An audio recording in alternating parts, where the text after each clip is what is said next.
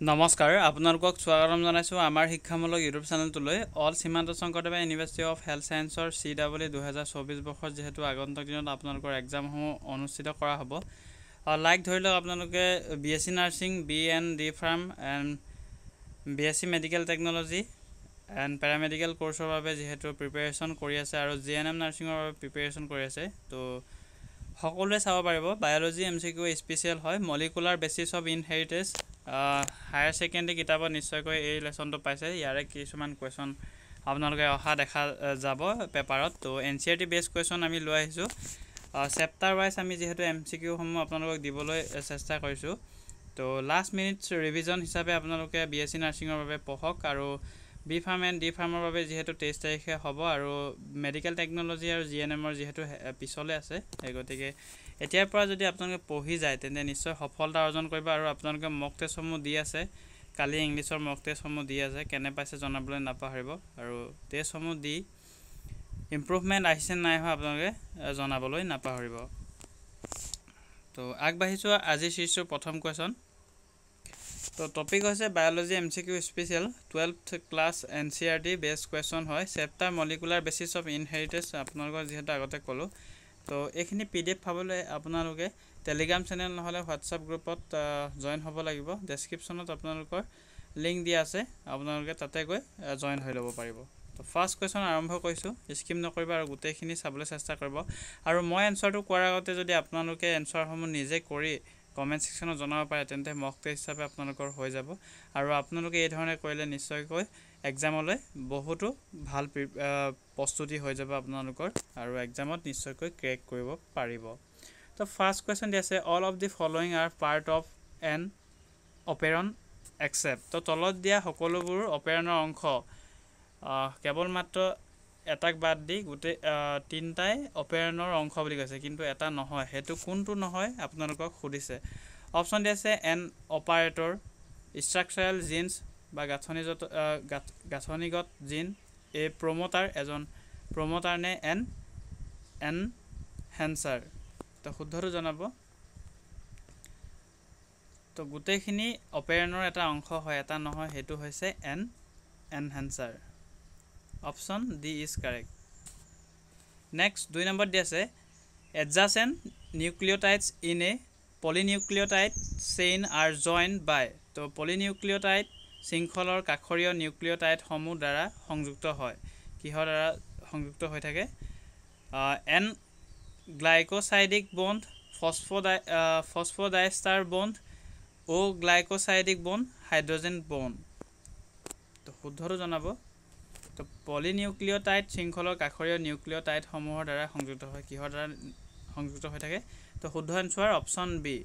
ফসফোডাইষ্টাৰ বন্ডেৰে সংযুক্ত হৈ থাকে option B is correct next question 3 নম্বৰ আছে the এক্সপেৰিমেন্টাল proof for semi conservative reflection of DNA was first shown in a DNA অৰ্ধৰক্ষণশীল প্ৰতিলিপিকৰণৰ বাবে পৰীক্ষামূলক প্ৰমাণ প্ৰথমে কোড কৰিছিল বুলি কৈছে বা কোড দেখা গৈছিল বুলি কৈছে তো শুদ্ধটো জনাব ফাংগাছ হয় ব্যাকটেৰিয়াম ভাইৰাছ নে প্লেন্টত তো শুদ্ধ এনসাৰ দিব চেষ্টা কৰক তো DNA অৰ্ধৰক্ষণশীল প্ৰতিলিপিকৰণৰ বাবে পৰীক্ষামূলক প্ৰমাণ প্ৰথমে ব্যাকটেৰিয়ামত দেখা গৈছিল আৰু সেই ব্যাকটেৰিয়াবিধৰ নাম হৈছে এস্কাৰচিয়া কোলি বাই কাৰ দ্বাৰা Matthew Meselson and Franklin Stahl option B is correct তো এই দুজনৰ নামটো ৰাখিব মনত তো মেথিউ মেসেলসন এণ্ড ফ্ৰেঙ্কলিন সুধিব পাৰে যে এস্কাৰচিয়া কোলি কোনে প্ৰথমে দেখিছিলে বা আপোনালোকৰ এক্সপেৰিমেন্ট কৰি পাইছিলে বুলি সুধিব পাৰে তেতিয়া এই দুজনৰ নাম ক'ব লাগিব নেক্সট 4 নম্বৰ দি আছে The association of histone H1 with a nucleosome indicates তো histone H1 or nucleosome সৈতে সংযোগ ইংগিত দিয়ে তো অপচন কেইটা চাই লওক transcription is occurring DNA replication in occurring DNA is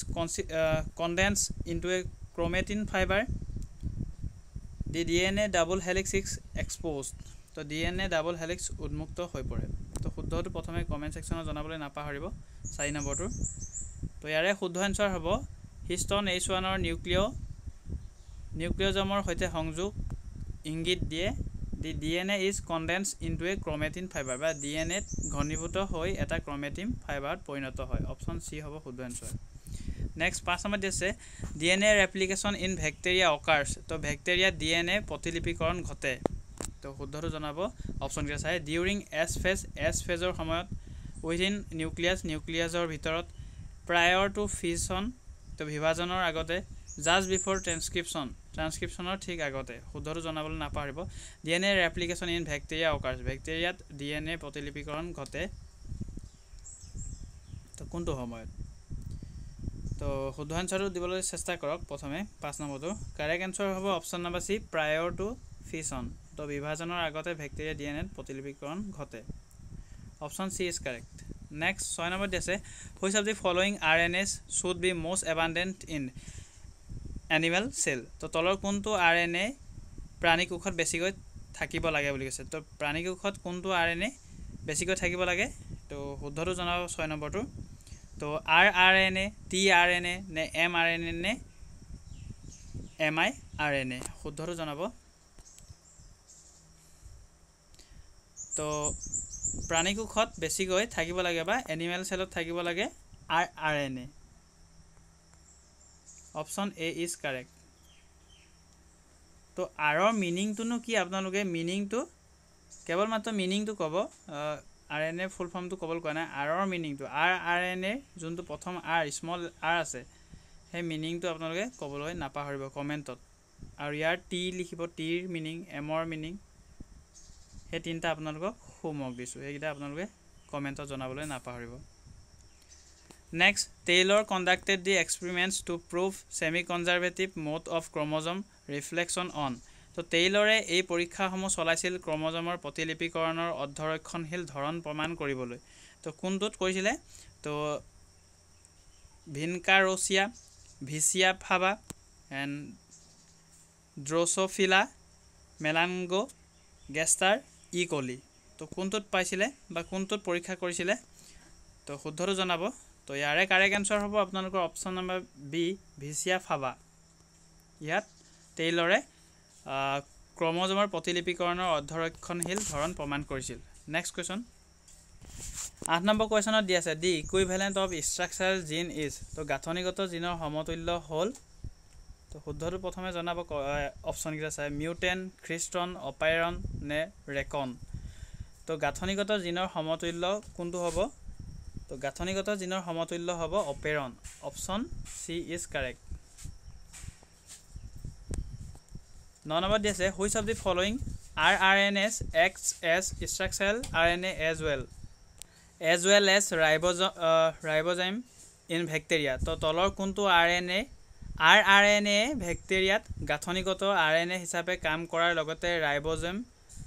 হিচাপেও কাম কৰে বুলি কৈছে তলৰ কোনটো rRNA ব্যাকটেৰিয়াত গাঁথনিগত RNA হিচাপে কাম কৰাৰ লগতে ৰাইবোজম হিচাপেও কাম কৰে বুলি কৈছে শুদ্ধটো জনাব 4টা অপচন আছে